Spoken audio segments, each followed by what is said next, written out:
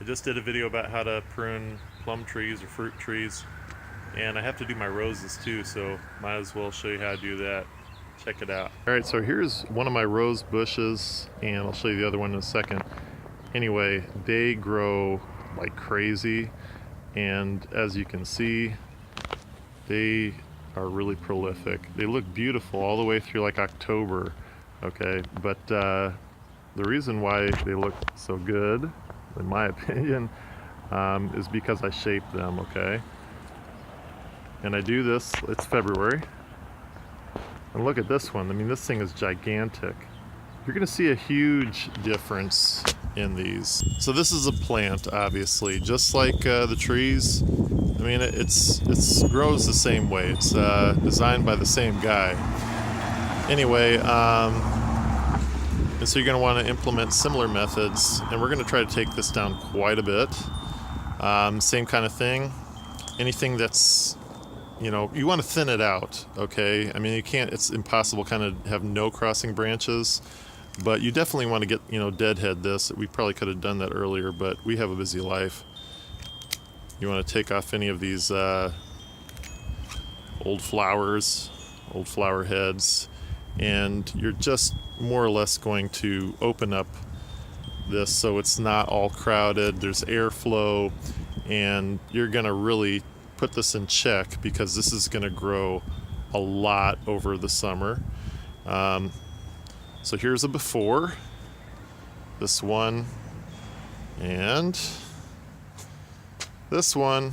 I'm going to come back and show you what it looks like when I'm all done, and it's going to be a remarkable difference. All right, here's the after. You can see I took off quite a bit. Look at this one. Man, looks sparse, huh? Oh, looks like I missed a dead head. Let's take that off. Anyway, looks quite sparse. Some roses you want to take completely to the ground. These aren't that kind. You want to like leave some scaffolding for them to grow on. I suppose you could cut them down kind of low, but I don't think it's really good for the plant. So you can see down here, there's some really big branches. So I mean, kind of think of it like a tree, right? You have the trunks, and then you have the branches, and you take off bits of the branches to encourage healthy growth. So anyway, one thing I guess I forgot to mention is the tools. You're going to want to get some hand pruners.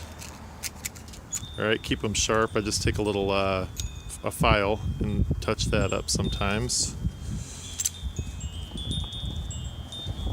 For the bigger stuff, you're going to want to get some loppers. And same thing, you can touch up the blade of this here. You can touch up the blade here with a file. But that's going to give you more leverage to cut some of the bigger stuff like that and those big things. And if it gets really big, let me pull this out here. I have this cool saw my wife bought me. Look at that thing, man. So you can go out, cut some stuff down, and feel like you're a ninja or something. Anyway, yeah. So that's about it.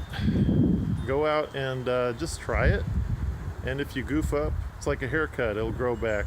Thanks for watching my video, and I hope you have success in what you do. Bye.